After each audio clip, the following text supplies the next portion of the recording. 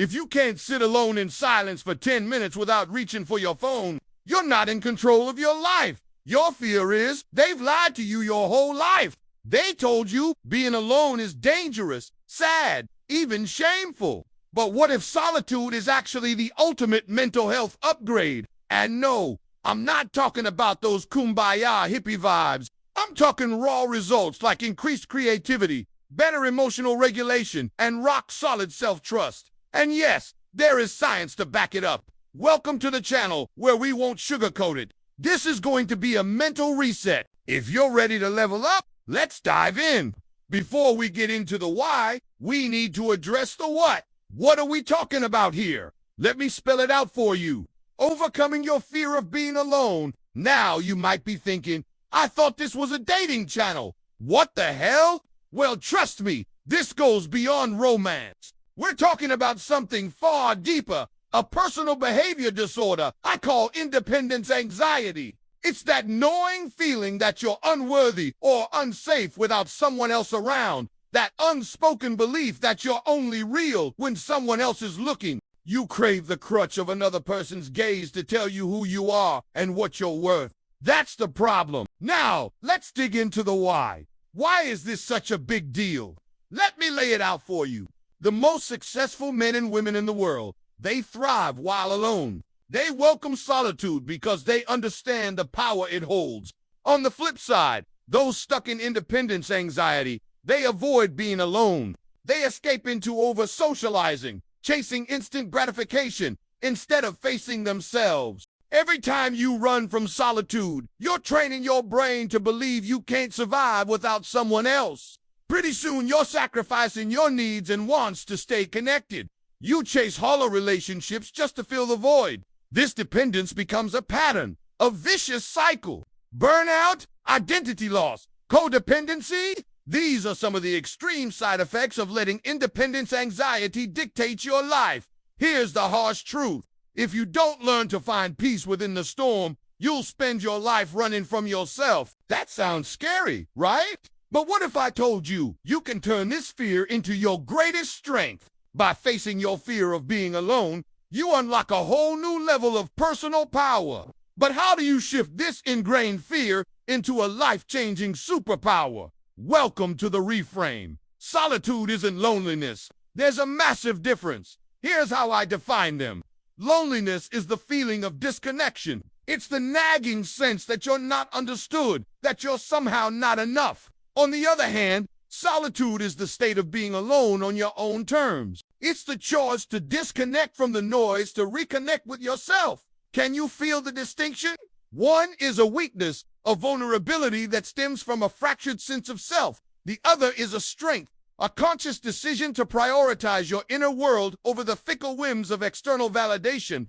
Let me give you a dose of reality. Your true value doesn't come from the number of likes on your latest post or the frequency of your late-night DMEs. It comes from the strength of your character, the depth of your thoughts, the authenticity of your actions. Those things now, they're rooted in your inner landscape, not the shifting sands of online approval. So remember, the key to unlocking your potential lies not in seeking constant external affirmation, but in cultivating a deep sense of inner peace. As Ralph Waldo Emerson wisely said, who you are speaks so loudly, I can't hear what you're saying. Don't waste your life trying to prove yourself to others when your true validation comes from within. I'm gonna drop some truth bombs here.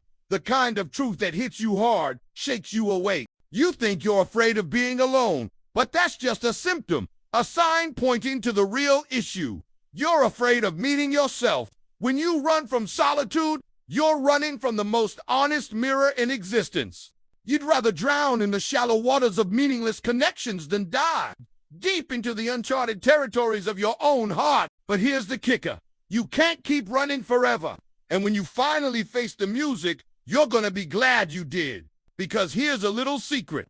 You're more resilient than you think. You're stronger, braver, wiser than you believe. Don't just take my word for it. Let me back it up with some hard data. A study published in the Clinical Psychology Review found that spending time alone can actually boost your psychological well-being. It helps you process your emotions, leading to better self-awareness and a stronger sense of identity. Plus, it gives your brain space to wonder, which research shows sparks creativity and innovation. Another study published in Personality and Social Psychology Bulletin found that solitude can help you regulate your emotions more effectively. When you're alone, you have the chance to observe your thoughts and feelings without distractions. This allows you to develop healthier coping mechanisms and bounce back faster from setbacks. But let's be real. I know all this sounds great in theory, but putting it into practice, that's a different story altogether. I get it. I've been in your shoes. Trust me. I've wrestled with this fear of solitude, and I understand how paralyzing it can be. But let me tell you something. You don't have to suffer anymore. You can break free from this cycle. You can rewrite your story. It all starts with a single step. Are you ready for the 3-step solitude blueprint? Are you ready to turn fear into freedom? Step 1, embrace micro-solitude. Start small. Set aside just 5 to 10 minutes each day where you disconnect from the outside world. Sit with your thoughts. Observe your feelings. It might be uncomfortable at first, but that means you're stretching, you're growing, you're building your capacity for solitude. Step 2, replace the validation scroll with the self-check journal. It's easy to get lost in the endless scroll feed, constantly seeking external validation. Instead, grab a journal and write down 3 things you appreciate about yourself each day. Focus on your strengths, your values, your growth. Build yourself up, not down. Step 3, plan a solo pride day. Once a month, block out an entire day where you do whatever you want. Nothing you have to, just what you want. Go to that sunrise yoga class. Visit that museum you've been eyeing. Read that book on your bedside table. It's your day to shine. Remember, this journey is yours alone. It's okay to start small. It's okay to stumble. What matters is that you keep showing up for yourself. You're not addicted to people. You're addicted to avoiding yourself. But here's the beautiful part. When you face your fears, when you confront your demons, you free yourself from their chains. And when you finally look in the mirror, you'll see the most rewarding sight of all. The reflection of a warrior who has conquered not just the outside world, but most importantly, the world within. Solitude is the gym where your mind gets strong. Remember that feeling of accomplishment after a tough workout? That's what embracing solitude can do for your mind.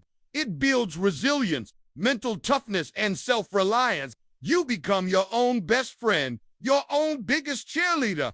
You learn to lean on yourself and trust your instincts. And when you do, oh boy, that confidence, that self-assurance, it radiates from you. People will notice, but more importantly, you will too. I've seen firsthand what happens when you stop running from yourself and start embracing who you truly are. It's like a dam breaking, a floodgate opening. You're unstoppable. Your creativity blossoms, your passions ignite, and your purpose becomes crystal clear. But let's be real for a second. I know this is easier said than done. You've probably tried to go down this path before and stumbled along the way. Don't beat yourself up over it. Every misstep is just another lesson, another opportunity to refine your approach. You're not alone in this journey. I've been there too.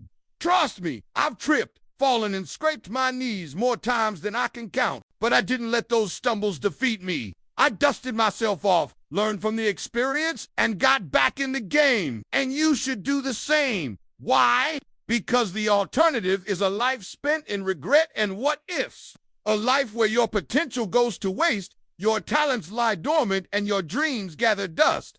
Don't settle for that. Embrace the discomfort. Lean into the fear and watch as you grow stronger, wiser, and freer on the other side. So what are you waiting for? Take that first step. Embrace the solitude and discover the extraordinary power that lies within you. If you found this video helpful, let us know in the comments below. Please give it a thumbs up and share it with your friends and family. And don't hesitate to like and subscribe for more amazing content. Your support means everything to us. After all, if you can't be alone, you're not free.